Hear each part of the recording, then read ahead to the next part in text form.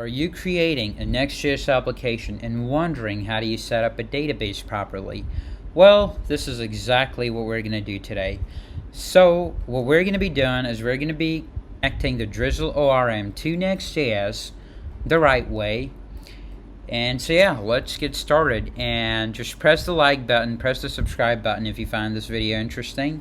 And by the end of this tutorial, you're going to have all the knowledge you need to creating a production level database in Next.js that you can use. So yeah, without any further ado, let's get started. So the first thing we have here is a very simple boilerplate Next.js application that I created through Create Next App. And here the first thing we're going to do is we're going to create a .env file, and in this file you're going to have a database URL where you're going to be pasting the URL of your database. Now I'm going to be using Neon, so I will be pasting a Neon based database URL, which you can get from the Neon database. But if you're going to be using a Docker container or some other form of a database provider, just put the link here and go with it. And so yeah, and the second step is we're going to go to the documentation for Neon, since I'm using Neon, and I hope you're using that. If not, that's still okay, but you can use you can see the documentation and you'll find out how you're going to have to do things a little bit differently, but for the most part it's still the same. And we're going to copy this, and by the way, I'm going to paste a link of this documentation in the description, so don't worry about it. And we're going to paste it here, and since we're using Next.js, we do not need the TypeScript, and we also don't need a .env file separately. So we're just going to hit enter, and when it's done, we're going to come here, we're going to create a folder in the source directory, and if you're not using the source directory, create that at the root of your folder, and we're going to call this folder Drizzle. Okay, this is for everything related to Drizzle.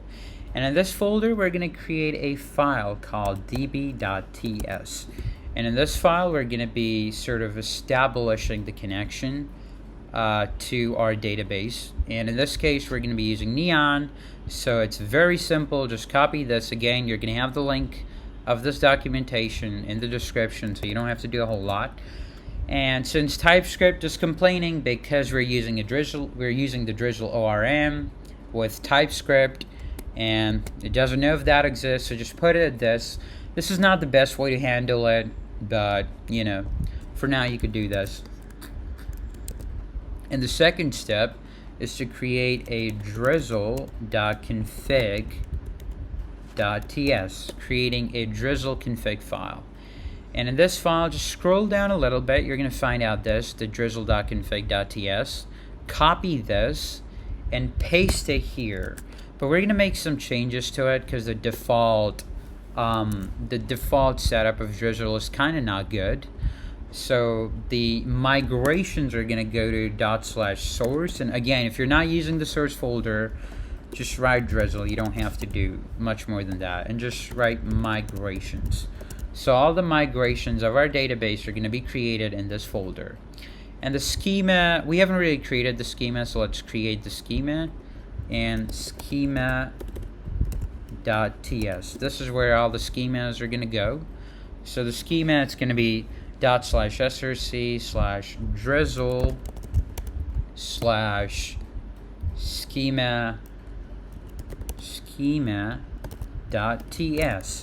And the dialect, we're going to be using Postgres, and everything else is okay here.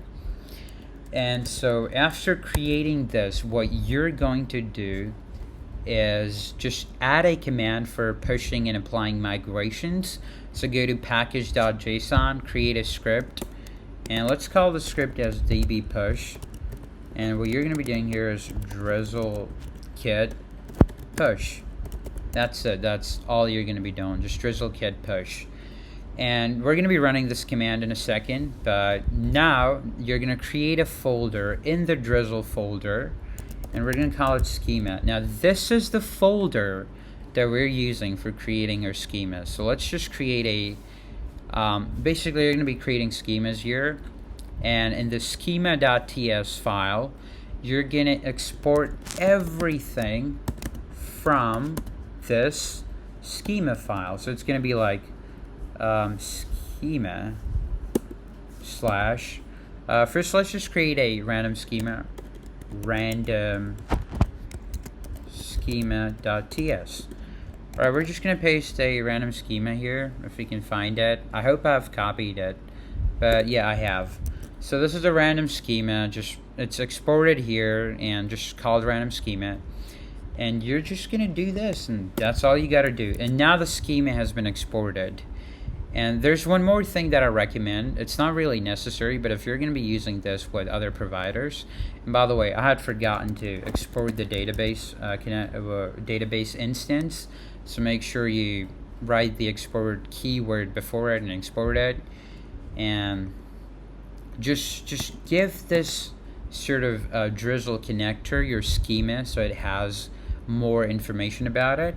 And so the way you're going to do that is just write schema here and import the schema from this /schema from schema. So yeah. And now what you're gonna do is you're gonna press Ctrl J, and you're gonna write down. You're just gonna push the database, and everything's gonna work. And if you want to use the database, just come here. For instance, come to this is how you're gonna use it. Make sure it's async, and it's a server component, and it's running on the server, because that's the only place where you can access the database. So const request is equals to await. Just do database dot. You can access the database. And so yeah, guys, this is how you create a database connection with Drizzle ORM. If you have more questions regarding this topic, just hit me up in the comments, and we're gonna try our best to answer them and find out what's going on. So yeah, that is it. If you like this video, subscribe, click the subscribe button, and click the like button if you like it. Share if you want to, and that is all. Have a nice day.